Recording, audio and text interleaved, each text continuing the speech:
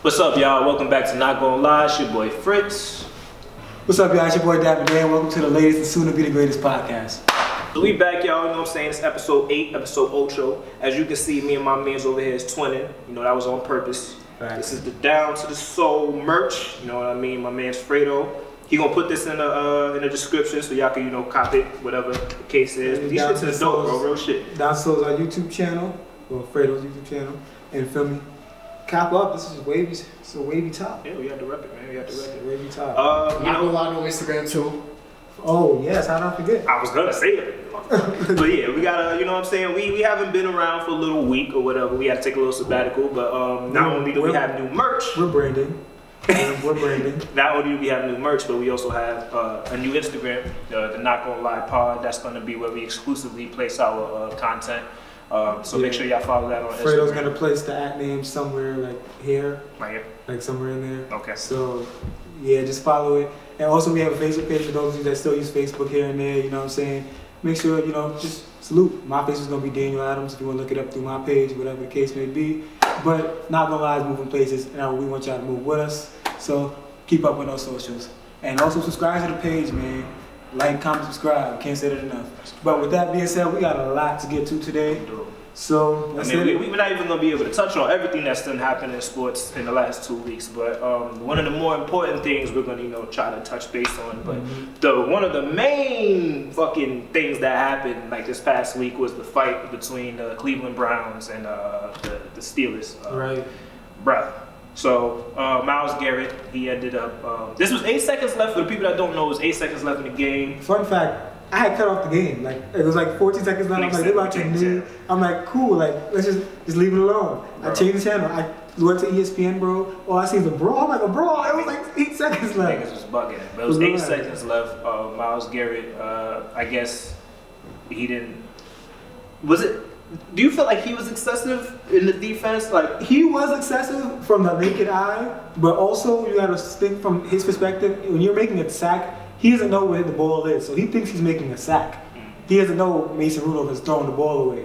You can't, not even hear it. Man's them was going a little too hard for 8 seconds left. You know what I'm saying? They won the game, bro. Like the Cleveland Browns won the game, and even when I read a comment saying even when Cleveland wins, they lose. So basically, this nigga after the play ends, they get to tussling or whatever the case is, and Mason Rudolph, who's the quarterback for the Steelers, he like attempts to take Myles Garrett's helmet off, and I guess that made the nigga snap. Like, so he takes his helmet off. He takes Mason Rudolph. We also don't know what words were exchanged. Regardless of the fact, he took the nigga helmet off and he fucking hit him with it. Like, granted, and thankfully, he didn't hit him with the crown of the helmet, because if he did, the nigga, it could have got so much worse. That's some barbaric shit to me personally. You had your comments on it, but after the fact, after he hits him with the helmet, Randolph's teammate Maurice Pouncey, he ended up like popping on Myles Garrett on some crazy shit, trying to stomp his face in, but he had the helmet on. But I thought that was really cool, because you're supposed to come to your quarterback's defense. Of course. You know what I'm saying? Especially like that, when his life was basically in danger. And I was texting this man about it, and this nigga had the nerve, the gall, the all fucking audacity to act like there was nothing wrong with what happened. So it's a fight, bro. So I want you to tell them what you told me. Look, it's a fight. So in a fight, in my opinion, you're fighting for your life. I don't know the next man's intentions for me. With that being said, I have to do what I have to do to protect myself. So with that being said, I'm getting attacked by 3 dudes my size and another guy that isn't my size. So I'm like, I got his helmet. I'm gonna swing it anyway. I'm swinging it on whoever it hits, and it's whoever it hits. You feel me? You hit this fucking barbarian? If we in a real fight, I don't care who I'm fighting or where I'm fighting at. I'm doing what it takes to make sure I get out that situation alive. It's a fight. And at that point, clearly, it had become more than just a football game, you know, tension flare and fight. Like, it wasn't like, yo, I'm better than you, you better than me. It was beyond that. It was like, you trying to disrespect me. So now I'm fighting on the fact that you disrespected me, and then you trying to jump me at the same time. Because none of his teammates were with him. What you gonna do is 1 against like 3 or 4. You have to do what you gotta do to get out of that situation. That's just my point of view. I'm from the hood. You feel me? You gotta do what you gotta do. And that's me, man. This man is overreacting.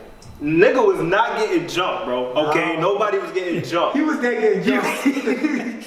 Nigga was not. Make sure the clip is in there. Yo, the nigga was not getting jumped, bro. Like, and regardless of the fact, even if he was getting jumped, the nigga tried to hit another fucking player with his helmet. Like, granted, he got hit with the softest part of the helmet, which is the bottom part. And I honestly don't think that he did that intentionally. Nigga just swung it just to swing it, and if anything happened. That was the mindset that I feel Myles Garrett was in.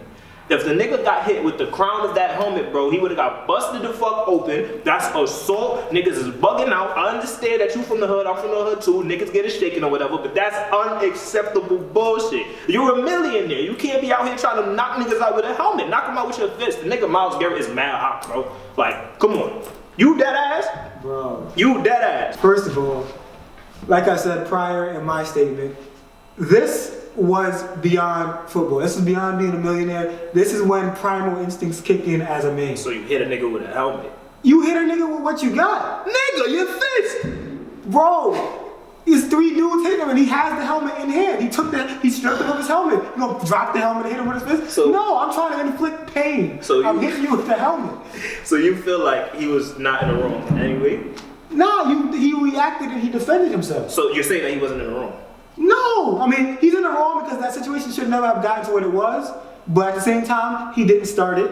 Let's start there. Myles Garrett did not start the situation. Yes, he was over-aggressive in the time period of the game. It was only 8 seconds left. No need to go that hard. But like I said in the beginning, he thought he was getting a sack.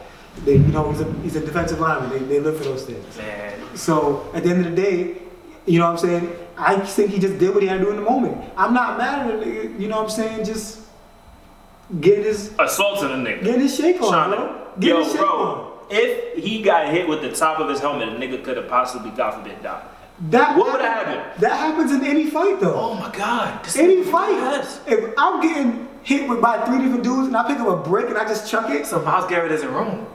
He's not wrong. Oh my God. Bro, are you bad? Are you mad? Are you bad? Fredo, who's in the right? Who's in the wrong, bro? Let me know your opinions. This man is bugging out. Let me find out Fredo's story. I don't know, man. Bro. At the end of the day, like most say, it is a fight. It is. It's a fight. But you're a millionaire and you tried to hit a nigga with a helmet, bro. I think that was just like a... You get into a fight. That was like a knee-jerk reaction, you know what I mean? Like kind of... You get into a fight, you think about how much money you got? It's not even... Well, no. You're not thinking about your position in life. He definitely had a moment. I'll say that. You having a moment. I understand he had a moment. You got me showing my hair. It's undone. I would rather him beat the shit out of the nigga with his fist. Myles Garrett is like 6'5", probably 250. He definitely would have beat Mason Rudolph. He's gonna beat the shit out of Mason Rudolph with his hands, bro. He tried to murder this nigga. That doesn't matter. You started that fight knowing you're a quarterback against a defensive end, bro. Man's damn is wild. He tried to rip his helmet off his head, and then Myles Garrett said, "What, you think you big? Give me a helmet." I don't think we're gonna reach a resolution. We're not. I just wanted to touch on this topic because I feel he's bugging. He feels I'm bugging. Y'all, you know what I'm saying, comment and let us know who bugging out because I feel like this nigga bugging out. I'm definitely not bugging out. My hair was all out. Since we're on the topic of tussles and violence in sports, I feel like this is a good segue to talk about what happened in the NHL yesterday or 2 days ago. The worst sport ever? Go ahead. But, so Garnett Hathaway, I hope I'm saying, or Garnett, I don't know what the fuck, of the Washington Capitals spat on Erik Gudbranson of the Anaheim Ducks. So basically, this is what happened. So niggas was, you know, in the NHL, people fight. This is regular. They literally allowed them to fight. Right? And as things settled down, the referees, he brought Hathaway and Good. I'm calling Hathaway and Good. He brought Hathaway and Good to like the sideline, and they were both like together type shit. Like this, everything was settling down, but Hathaway, like he grabbed and unbuckled the nigga's helmet on some Myles Garrett shit. Bud,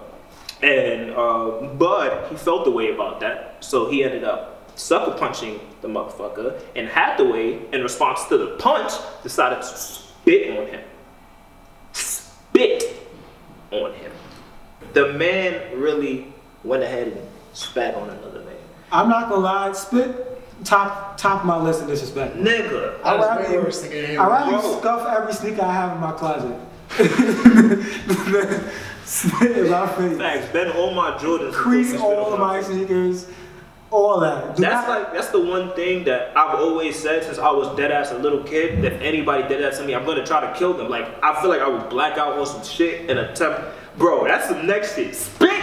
Now we're classifying. Now, yeah, I'm not a millionaire. I'm not a fucking millionaire. Now we're classifying. The nigga spat on him, bro. All right.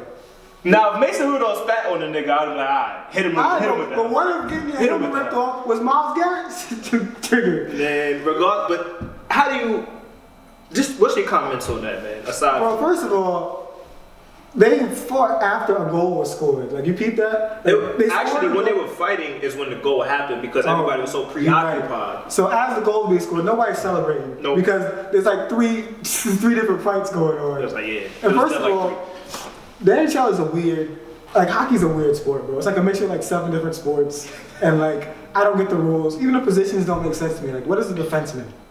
Like, doesn't everybody play defense?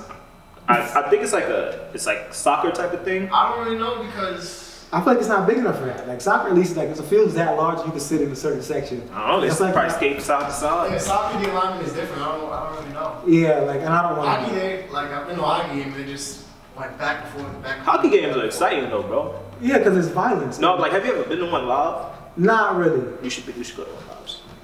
You go to hockey game live. Put that on the bucket list, but regardless, it's gonna be deep on the bucket list. That's like when you accomplish all in buckets. It's like, I got one more. The hockey game. Maybe next week. I ever just play? No, but that was just really like different, bro. Like, nah, I'm not gonna lie. I'm reacting the same way. Like, you can't spit on me. Like, you gotta get ejected. Like, you have to be ejected, and I have to whip your ass. Yeah. Like, I need to whip your ass, and then you get ejected. Yeah, bro. And fine, or whatever. Because it's like fighting. You could dead ass fight in the NHL. You can really put your hands on another. Until it hits the ground, I think that's. Why would you really spit on another man? Like your body fluid, like with the exception like sweat, should never touch another man's body. Like even sweat, I'm iffy on, but like it happens. Yeah, sweat is disgusting. You haven't guarded I hate playing shirts versus skins. Yeah, but keep your shirts on. I hate when one don't take off his shirt. Like now I'm guarded. Everybody else now I'm in the post. That's a little move. When everybody else take their shirts off, well, my teammate took his shirt off. Yeah, like now everybody nipples out. Like why your nipples out, bro? Nipples away. But yeah, that was just some wacky shit, and I feel like, well, the first thing that I thought of was the whole Rondo Chris Paul thing, but Rondo didn't really like spit. Niggas spat a loogie, bro. This shit was like this. You can see that joint on camera. That joint was thick. It was like a plan spit. It was like he was just talking. He was like, "Yo, shut up." Boom, hit him with that was the next shit. That joint was crazy. We'll see what happens with that, but I know it's gonna be some suspensions and all that because that's unacceptable. Sidebar. We have to mention this. Ben Simmons hit his first career 3. What? I just got the update. Mm-hmm. A lie he tell. I saw it. Nah, I was from the corner. Quarter 3.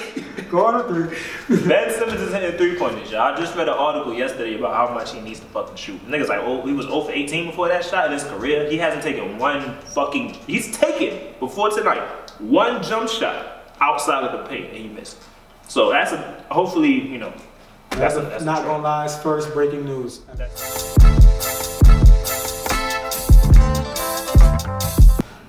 Something else that happened was Colin Kaepernick was offered a workout from the NFL. Mm-hmm. Now, there's so much different ways to really feel about this whole thing, whether from the NFL's perspective, from Colin Kaepernick's perspective, from those who have analyzed it perspective.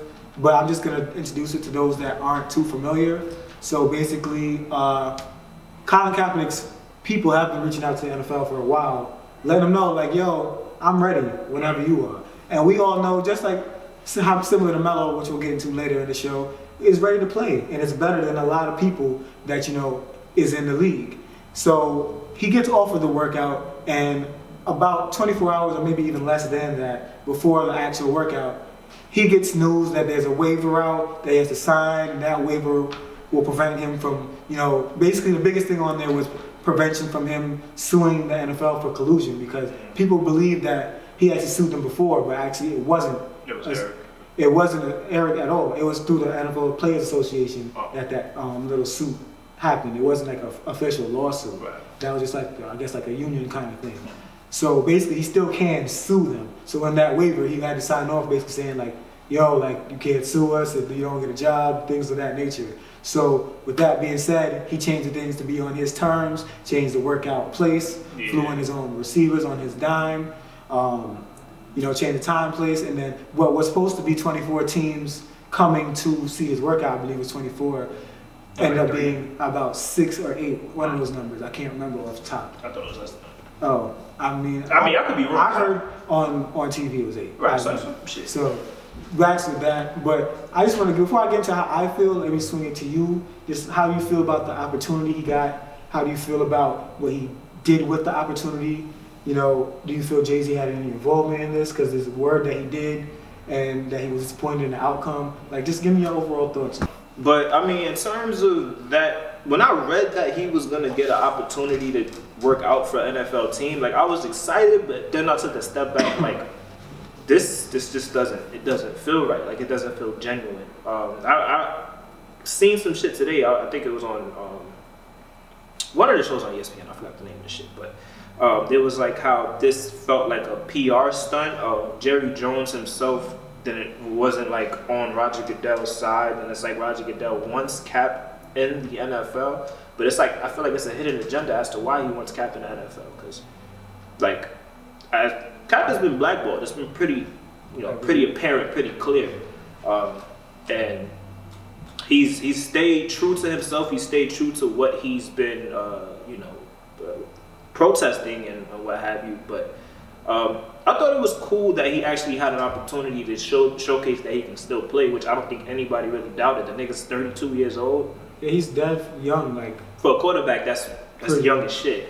Well, not young as shit, but you get the point. He got a solid 5 more years. Yeah, a very solid 5. This is he went to the Super Bowl, like, but I wish that it was more of a genuine thing where people, because it's always going to be political when it comes to Cap. Like, it's never not going to be political anymore. I don't see him going to being in the NFL anymore, and I personally didn't. Stephen A. Smith had a lot to say about Cap, right? Like saying that how he wasn't feeling the way he went about it, and especially after like the post workout interview where he was like tell the owners to stop running and this, that, and the third. I understood where Cap was coming from, but it also just added fuel to the fire as to him not playing in the NFL anymore. I definitely think Jay-Z had a hand in it too. I see this from both perspectives of the spectrum of the situation. So let's start with Cap. Obviously, you want to control your narrative, and that's what we talk about the NBA a lot, where a lot of the star players are controlling their destiny, their future, their career. Sidebar. I'm pretty sure that in that waiver it also said that he couldn't have media. Yeah, that too. So that was a big thing. Cap wanted media there. So it was just gonna be NFL crews, some filming basically, and he couldn't put it out on his own. But yeah. So where was I? Both sides of the spectrum. Let's start with Cap. I see that you want to create your own narrative, and you want to follow suit to those like LeBron's and AD, and just make it say I don't want to be here. I'm gonna move. Just creating your own. Path instead of being like a slave to the owner. Essentially, is what it used to feel like in sports for the most part. So I get that. You know what I'm saying? I get the whole they wasn't gonna let you record it yourself, and it's kind of hard to trust the NFL at this point because of the fact that they did blackball him. You know what I'm saying? It's clear, it's evident because he can still play. We know he can. He know he's better than a Ryan Fitzpatrick or.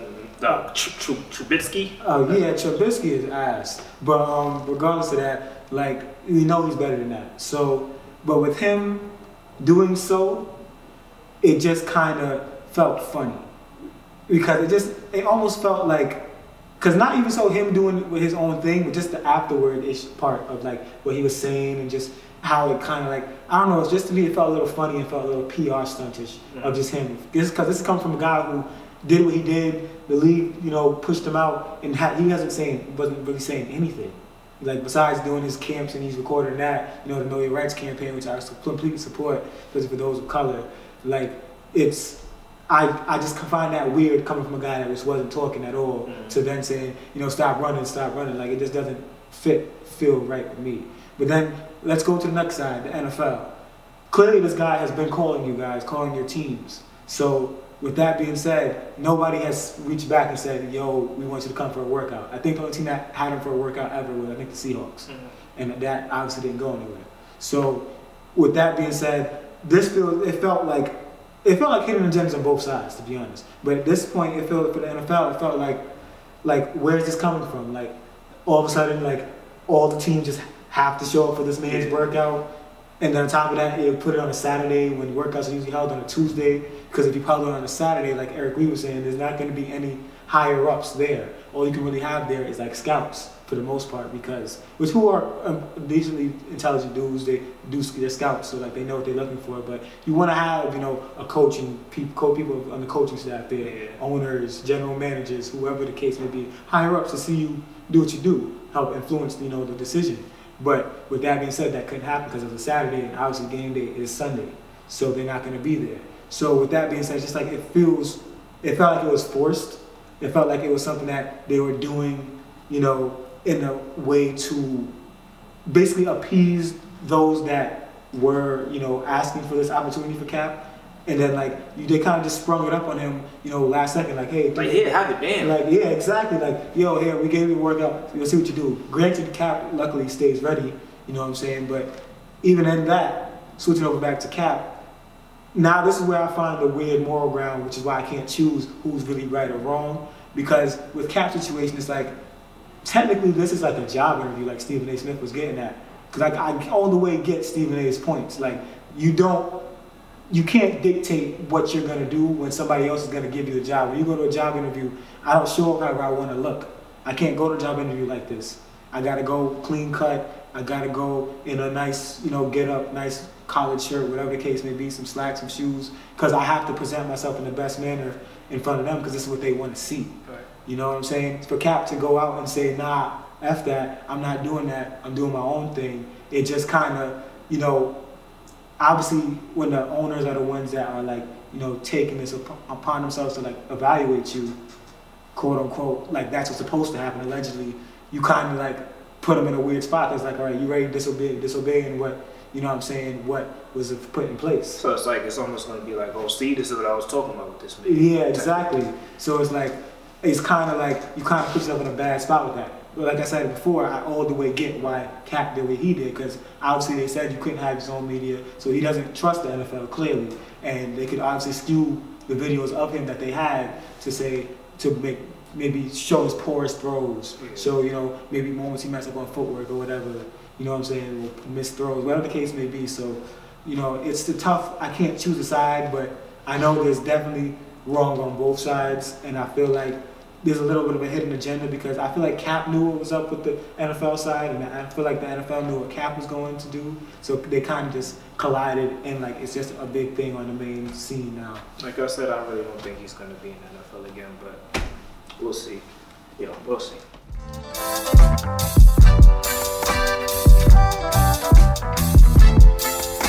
Keeping it on track with football still. We haven't had a good football episode in a minute, so let's keep it there. I got into a recent just thinking the other day, and I hit you up about it, and I was just thinking kicking in the NFL. Kicking is such a minuscule part of the game, yet somehow the game is named, at least in America, football, yet it's such a minuscule part of the game. But it's so major at the same time. It's major because, exactly, that's what I'm getting at. It's a minuscule part of the game because you don't really count it. Like when you analyze the game, you're not talking about a team's kicking prowess. You're not talking about the kicker, the puncher. You're talking about, the offense, the defense, the special teams. But kicking really decides games. And there has been conversation about, eliminating kicking from the game entirely because, you can see they're moving towards safer things with kickoff. They moved it closer. Yeah. So the kickoff farther. The kickoff closer, so that when it kicks off, it's all the time catching it in the end zone, basically. Most of the touchbacks nowadays. So, how do you feel about kicking? Do you think it holds a spot in the NFL still? Do you think, it needs to be there? Because there's times where, it decides games, and it's a very small part of the game. I mean, I do agree that it's a very small part of the game, but just like free throws in the NBA, that's a small part of the game, but it's an important part of the game. I don't believe in eliminating kicking and like in general, because I feel like even though it's a minuscule part, it adds almost, to me, at least for me, it adds excitement to the game, especially like at the end, like during a game-winning drive, motherfucker, gets to the end zone and it's down to the kicker to win the game or ice the game, or like I just feel like that in itself, just the pressure of coming down to just the kicker and the defense, it's a cool thing to me. Punt returns. Punt returns are dope as fuck. Like, when people bring it to the house, like that's a really exciting thing to watch. And I just feel like eliminating it would take a little bit of an important part of football away from it. And I don't know. I don't really believe in eliminating kicking, because I just feel like it even though it's not the most exciting part, it adds excitement at the time being of it. But what do you feel about that? For me, it's just more so that, because I'm not really getting that more so, because I definitely feel like kickoff at this point is starting to come a little because like nobody's really taking it to the house like that anymore. Like most kick returns, either touchbacks are going for like 20 yards, maybe 30 yards if you get a real good one. But like punt returns are definitely cool. It's still the same thing with punts pretty much, but punt return touchdowns are a lot harder to get. They always were, but they still happen here and there. However, I was more so getting at this the scoring factor for the most part, because my thing is that, especially like for somebody who played football, even though I played high school football and like we didn't have kickers really, like PSAL league, but the few teams that do, especially people that just play kicker alone, you don't want your whole game to go to waste. Like imagine, you know what I'm saying? I get the excitement factor, but also imagine working it up and down the field, or working up the field 2-minute drive, and you at the 30-yard line, the kicker misses the kick, and that's the game. All that work, all those, all that technicality that went into that, play calling, making amazing plays to get to the end zone. When you like get to that point, it's tough to really watch a guy that all he has to do in practice is practice kicks, miss the kick because, because of just his own incompetence, because some of the kicks that be missed are really makeable ones. Yeah. Some of them, be like far, like 50 plus yards, which is, understandable miss, but at the same time, it's like all you do is kick. Right. So it's like you got to be the greatest at that moment. Like we're relying on you. So it's like field goals, like not field goals, extra points. Like you're relying on them to make that every time. Like that's supposed to be an easy kick, and sometimes you'll be missing it, and it's like those points matter later on in the game a lot of the time. So it's just for me something that's like that small part of a game, but like can end up mattering in a win or loss. Yeah. It just kind of throws me off a little bit. I mean, I see what you're saying, but I just feel like that I feel like it just adds the excitement to it. Like, you just gotta have a really good kicker at the end of the day. You gotta have a person that you trust, just like you need a closer in baseball that you trust. Like, you can be up 3 runs, you know what I'm saying? That closer has to do his thing, just like the kicker has to do his thing. So, I understand where you're coming from, but I just feel like it's a necessary evil in a sense. I mean, understandable. Like, I'm not calling for like immediate elimination. It's just a thought, because a lot of teams have lost on the backs of. I forgot what year it was, but I remember Justin Tucker, before he got good, was like the kicking, like the kicker. What's the word I'm looking for? Like the kicking, like when you talk about bad kickers, you talk about Justin Tucker at a point. Like a scapegoat. Yeah, like because he had missed like a close field goal in a playoff game, and like that's all they had to hit to move forward, and he missed it. It was like easy 30, 20 yards, something like that. I know them just be tough, bro. And I think that's like when he played for the Ravens, and he missed it, and like it just like the Ravens did all that work. It was a close game and all that, and lost on a guy that doesn't do anything besides kick. Yeah. I mean, shouts out to the kickers that are really good at what they do, because that's I don't know I can't think of anything that's more pressure filled in terms of sports, aside from probably like hitting a free throw with like a second left or some shit like that. But that doesn't happen as much as a game-winning field goal. So. Right. Yeah.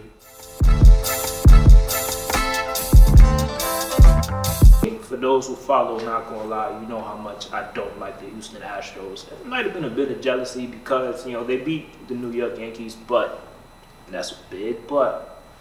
These motherfuckers is cheaters, alright? These motherfuckers is cheaters. Since 2017, they've been using technology to steal signs from a catcher, and then they were basically informing the batter on the pitch that is being thrown. And they've been doing that since 2017, which was the year that they won the championship, and they've been caught doing it like on video. I watched the video yesterday. Like they basically use like a banging sound for like if it's a strike, they don't bang. If it's like a curveball, they bang twice. If it's like like shit like that. And they actually had a pitcher who was a part of the championship team. His name is Mike Fiers, who plays for the Oakland Athletics now. And he's the first one that actually admitted it last week. He was saying that, and I quote, "That's not playing the game the right way. They were advanced and willing to go above and beyond to win." Basically, blowing the whistle about them cheating. And now a thorough investigation is going to be held by the commissioner in the MLB because of this. And I just feel like that's unacceptable. The fucking Houston Astros ain't shit. How do you feel about it? Wow. Especially in a sport like baseball, there's like zero place for that. Like you can talk Tom Brady deflated footballs or whatever, but at the end of the day, football, you still gotta play the sport. Sure. You know what I'm saying? You still gotta make tackles, still gotta make the catches, regardless. But baseball, like that's so key, in my opinion. Like I didn't grow up a baseball player, but I just know the sport enough to know that that's such a key element. Like knowing what's got to be thrown. You know what I'm saying? That's literally like you literally just half the battle is going. Like you don't have to guess the pitch. Like now your hardest part is hitting the ball, and it just makes things come into like question. Like hit batting percentages. If did anybody win any like awards for things of that nature? Are those going to be stripped because knowing what's going to be pitched helps you in turn hit the ball. Yeah. So it's like. What's interesting to me is how the MLB will move after this investigation is fully and thoroughly completed, because there's no way. Like I feel like things have to be stripped. Something has to take that championship away from them niggas. I don't know. Like I just don't know what you could take, but like it's literally inexcusable and unacceptable in my opinion. Like, that's crazy to me. That's a big fact, bro. It's like you're a professional organization. You know what I mean? And I just don't get, like I understand you trying your hardest to win. They have a talented team. Like I don't understand why you would, use just bush league tactics in a sense to win. And it's very apparent. Like a person like me who's not an investigator or who's going to be a part of this thorough investigation, I witnessed multiple videos of it being clear and concise that cheating was transpiring, bro. Like it was dumb quiet. All you hear is like what are you doing that for consistently and before a pitch is thrown? After a nigga throws his sign, immediately all you hear is like obviously there's a camera there. There's somebody watching. There's somebody cheating. Like I don't know how this is gonna end up. I just hope that they get what they deserve essentially, because that shit is not cool, bro. Right. And if there's any other teams doing this, you gonna pack it up. I know I've been trying to make baseball more exciting and things of that nature, but this is not the way to do it. That shit is unacceptable. We still value fair game. As much as America's lost a lot, we still value fair game in sports, at least. Yeah.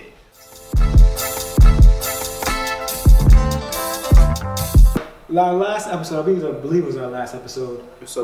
We were talking about Melo. We were on the Free Melo campaign, and I just want to say, I think we were a big part in getting Melo signed. I have connections. Like us three in general, I think we played a large part. Like I think we might have been a deciding factor. It might have been. It might have been like, but not gonna lie, Pod was like, you know what I'm saying? It had some points. And damn sure did we have some points. But regardless of that, Melo is back in the league. I can't explain how excited I was to see that. I was dumb excited. And it came out of nowhere. It wasn't even like there was any like whisperings really at first. It was like the Woj bomb dropped and it was like agreeing on a deal, and then the deal was shown, and it's non-guaranteed, unfortunately. But the fact that he has a chance to play again, that's exactly a big deal. So with that being said, he's on the Portland Trail Blazers now, a place where I think is pretty much perfect for him to go. They're a team not doing really well, they don't have much depth, and they could use another scorer. How are you feeling about his placement and just, what he should be bringing to the team, and just give your thoughts? Man, I share the excitement. Like, niggas, I fucked with Melo since 2003, bro. Like, since 2003. And like, me being, my fandom rose when he came in 2011 to the New York Knicks. And just him not being in the NBA was just like, damn. Because like this, again, like I said in the last episode, there's so many players that he's better than. And just the fact that he's able to get this opportunity is a really great thing to see. Like you said, it's a great position to be in because they need a forward. Their depth is very depleted. And I feel like Damian Lillard, he didn't play yesterday because he had back spasms, but once D-Lil gets right, once Nurkic, like, he gets healthy, I don't know when that's going to happen. I feel like it might be in the beginning of next year. But once they get that full squad, I feel like this Portland Trailblazers team can make a lot of noise. Now, I'm not saying that they're going to win the championship, anything like that, but I feel like Melo has the opportunity to be a key part of a successful team, and that's just all you can ask for as a Melo fan. Granted, he had a little weak debut yesterday. He had 10 points, 4 for 14 shooting, 5 fouls. I think he had like 4 turnovers. He played like a man that hasn't been in the NBA for over. Exactly. Like, I didn't expect much from a man that missed about a year, hasn't really done anything but pick up games. And like, I feel like he went out there, and he tried to do just a little too much, you know what I'm saying? But definitely tried to catch a body. He tried to catch a body. Melo, don't do that. He's 35. He's 35. Jackson is like 19 and like 7 feet. He got the bunnies. This is not your time to be doing that. But granted, he still tried. It was good. I like the heart, but at the same time, no. But regardless, I think that'll be, like I was telling one of my coworkers earlier, I think that'll be one of his worst performances of the season. I don't think he'll ever be that bad on, just, it didn't look, not that he was bad, but just like, I just don't think he'll perform that. Yeah, rusty, you know what I'm saying? Like, I just hope the Portland Trailblazers give him time to get into a groove, time to work with Dame, time to work with CJ, time to work with the different lineups. Because a lot of people think that, like, you just go on the basketball court, you just perform. Like, a lot of things go into being that great team, a great player. Basketball at the end of the day is a team sport. Very much a team sport. So, and it takes all 5 of those guys on the court at that time to get it, get a bucket, unless you're Houston. So regardless, I'm just really happy. I can't really even have sentences or phrases to describe it. Like, I'm just so happy to see Melo back. They freed Melo, and I'm just glad to really see it. But, just off of Melo, I want to segue into something that's been on my mind and just it's been popular in the airwaves recently is load management. The reason I want to bring this up is because it kind of goes with every sport we brought up so far today. Like, when it comes to baseball with pitching, when it comes to even batting too. Like, basketball, popular person who come to bring out is Kawhi. Football, they talk about should they, implore more load management because, maybe somebody like Tom Brady might, if they're like 15-0 and they might rest Tom Brady maybe the last 2 games, maybe not have him play the whole game or something like that. But, that doesn't even happen anymore, to be honest. Like, they used to do that back in the day, but more so now it doesn't really happen as much. But, like a recent statement that came out, especially in turning this towards basketball, with Derrick Rose, where he was like, he feels like if there was such a thing as load management back, pre-injury, he still would have been a Chicago Bull. So I don't know, can you speak to how you feel about just load management and the potential, and maybe even the negatives that load management might bring? I feel like load management is like, it depends. I guess it's like it depends on how you look at it.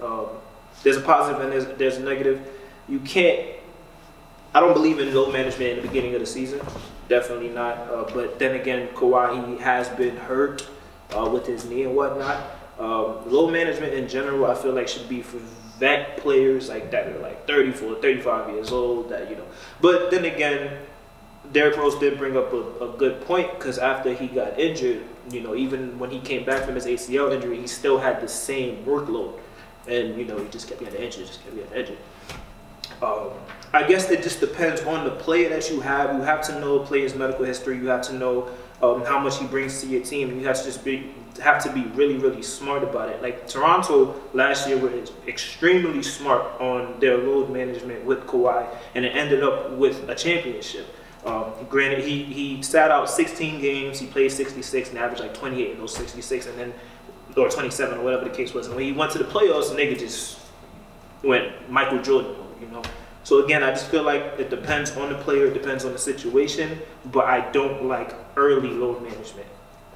How do you feel about it? Yeah, I mean, like you said, I'm more towards your point of, you know, definitely knowing the player and just knowing their medical history, especially because, you know, I'm not against early season load management, but I feel like Kawhi might be a little dragging it because like he's sat out like 4 or 5 games already, and I don't even think they played 20 yet. So that's kind of like, you know, a bit over the top for me. Then again, I don't know his health, so I don't know how healthy or how unhealthy he is.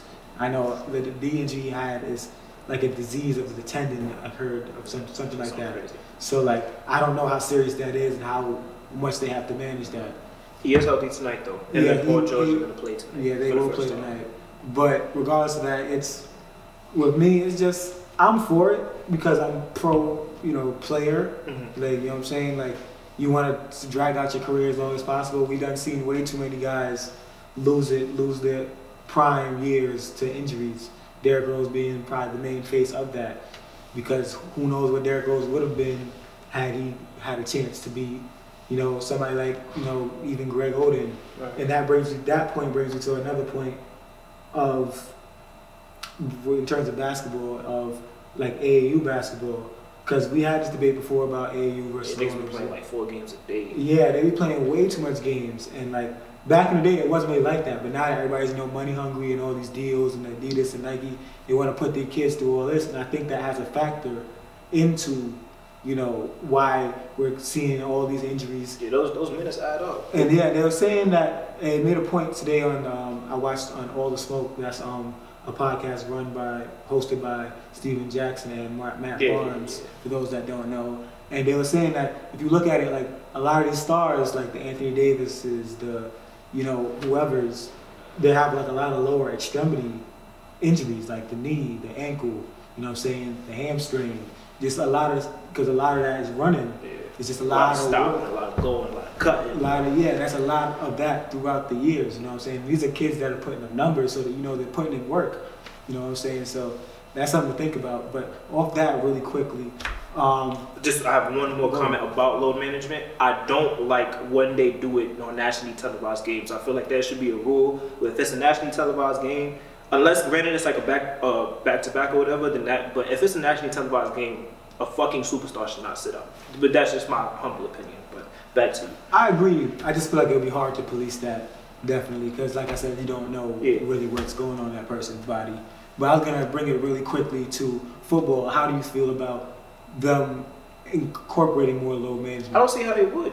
I honestly don't see how they would. Like, the only thing that I would think about is if you're, you know, clinching a playoff spot or whatever, you could rest your starters. But that's, I feel like, with anything. But, you know, football is such a close, you know, compact thing where it's like one game means so much that I don't feel like you can really load manage a running back or a quarterback. You know? So I don't really think it would work for football per se. Right. I definitely agree with that. Same page with that. But I believe that wraps up the show for today. That was a good little episode, man. You know what I'm saying? Episode 8. We appreciate the love. You know, cop up. You see the hoodies. Cop you know, up. Like, comment, subscribe. We love y'all, and we'll see you back for episode 9.